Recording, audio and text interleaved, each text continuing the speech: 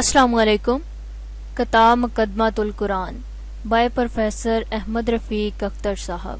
7واں part. نشہ استکبار ہمیں شیطان کے نسلی تفاکر کے مقابل تو لا سکتا ہے، مگر چشمہ رحمت پروردگار کے مضافات میں بھی نہیں اترنے دیتا۔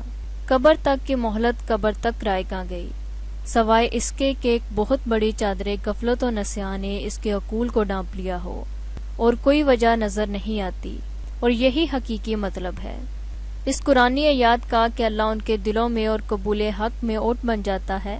مگر کیوں؟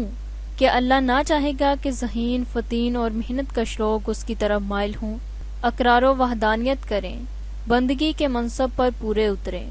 اس کا جواب شاید طریق یہود و نصارہ میں ہے۔ 30 صدیوں کی معلومہ تاریخ ہمیں بتاتی ہے کہ ان لوگوں نے عقل و ذہانت کو جبلی خواہشات کا غلام بنائے رکھا، حرمت تصور خدا کی توہین کی۔ بت تو نہیں مگر آپ خدا کے شریک بن بیٹھے، اس کے رشتہ دار اور اقارب تخلیق کیے، اس کی اولاد بنائی، اس کی نسل کا اجرا کیا، خطاؤں کی پردہ پوشی کی بجائے ان کے اشتہار دیے، مکر و فریب کے تارو پود بکھیرے، خدا کی جان بوجھ کر تحقیر کی اور اپنے آپ کو معزز تر کیا۔ اگر جینیاتی تعلق مؤثر ہیں تو زمان و مکان کی تبدیلی زیادہ مؤثر نہیں نکلی۔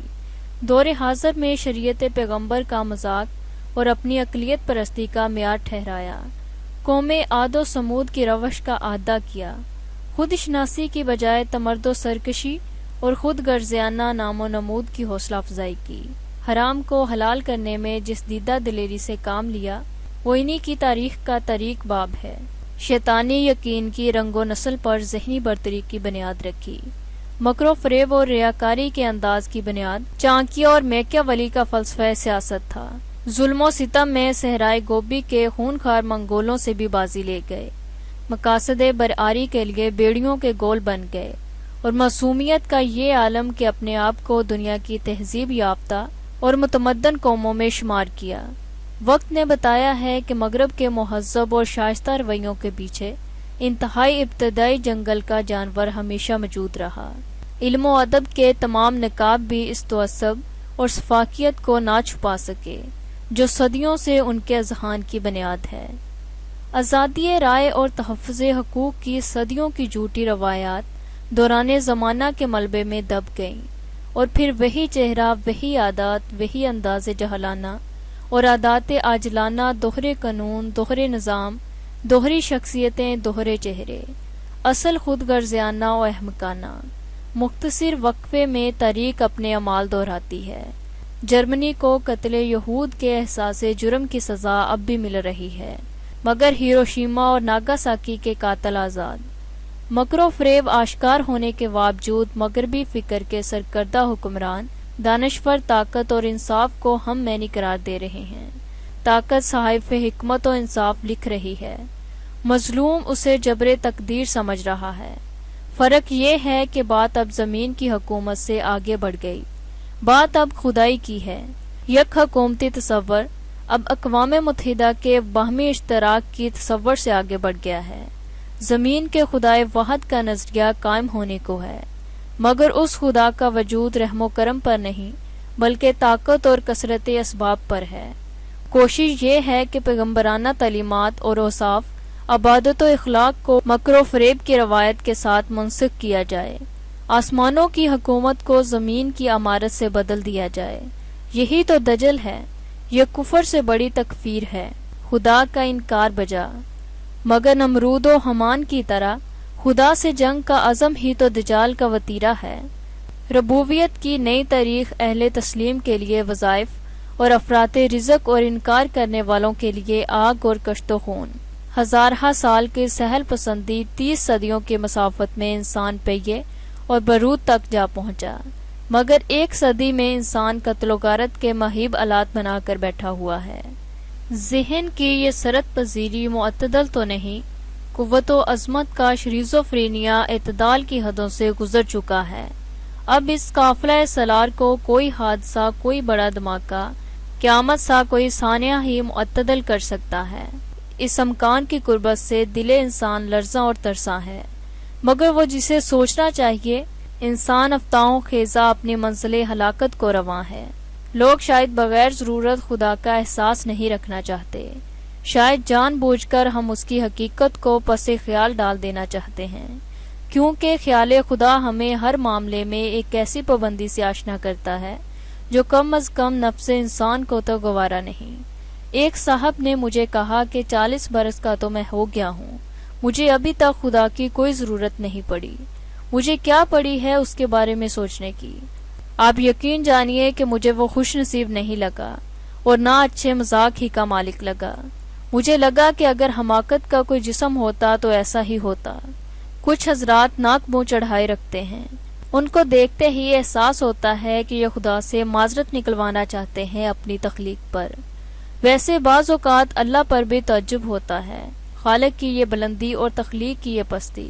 تعلیمی اداروں میں بحران ذرا مختلف ہوتا ہے۔ بیوقوف عورتیں فقر جدید کے تاثرات سمیٹے ہوئے باغیانہ مزاج کے ذہین لڑکوں اور استادوں کے مکر و فریب کا شکار ہو جاتی ہیں۔ جان ڈان کی طرح مابعد الطبیعیات کے مباحث جہاں ایک طرف نفسیاتی طرفہ اور برتری کا باعث بنتے ہیں، وہاں ٹوٹتے پھوٹتے ہوئے جنسی ہارمونز تقریب ملاقات کا باعث بھی بنتے ہیں۔ علم کے ہر شعبے میں ملائیت اور لادینیت کے علماء آپس میں برسرے پیکار ہوتے ہیں۔ سازش، مکر و فریب، شکایت، غیبت ہر دو اطراف کا محبوب مشغلہ ہے۔ اداس جوان نسلیں ملائیت کا ساتھ دیتی ہیں اور فراخ اور آسان نوجوان لادینیت کا ساتھ دیتے ہیں۔ حیرت کی بات دیکھیے کہ پاکستان میں ایشیا سبز بھی ہو اور ایشیا سرخ بھی ہو، مگر دونوں رنگوں کا ایشیا اور کم از کم پاکستان پر کوئی اثر نہ ہوا۔ البتہ اخلاقیات ضرور بدل گئیں۔ سوشلزم اور کمیونزم نے صرف اخلاقی ڈوگما کے اس حصے پر حملہ کیا جس کا تعلق عورت اور مرد کے تعلقات کی اکائی سے تھا۔ آزادانہ ملاقات، پرانے سماجی ماحول سے رہائی، حیا اور پردہ سے بغاوت، کسی نہ کسی سطح پر جسمانی نمائش کی حوصلہ افزائی، مرد و عورت کی برابری کا تصور، رومانکی ترغیبات اور گاہے گاہے ایک دو پسند کی شادیاں اس پورے ڈرامے کا انجام ہوتا۔ مگر بھی انداز فکر اور کلچر سے متاثر چند مادر پدر آزاد اساتذہ نے جدید جنسی رویوں کی تشہیر کو فرض جانا۔ ملائیت کے حجروں کی طرح ان آزاد منش استادوں کی ذاتی نشست گاہیں بھی ہنسی مذاق، دول تپا اور جنسی چہلوں کا شغل بن جاتی ہیں۔ ان اساتذہ نے تحقیق اور جستجو کے میدان میں سوائے پی ایچ ڈی کے تھیسس کے کبھی اور کوئی اضافہ نہیں کیا۔ ان کا احساس زندگی یورپ کی درسگاہوں کے وہ تاثرات ہیں جن میں کوئی نہ کوئی احساس کمتری ضرور نظر آتا ہے۔ یہ حضرات تعلیم سے کم متاثر نظر آتے ہیں، طرز حیات مغرب کے زیادہ اسیر ہوتے ہیں، یہ علم سیکھنے کے نااہل ہوتے ہیں۔ آپ خود سوچئے کہ جس کو اتنا بھی پتہ نہ ہو کہ میں نے یہ علم سیکھ کر کہاں استعمال کرنا ہے، وہ کیسا طالب علم ہو سکتا ہے۔ بہت کم کسی مضمون میں ہمارے یہ عظیم مغرب نواز اساتذہ کسی تحقیق میں اضافے کے قابل ہوتے ہیں۔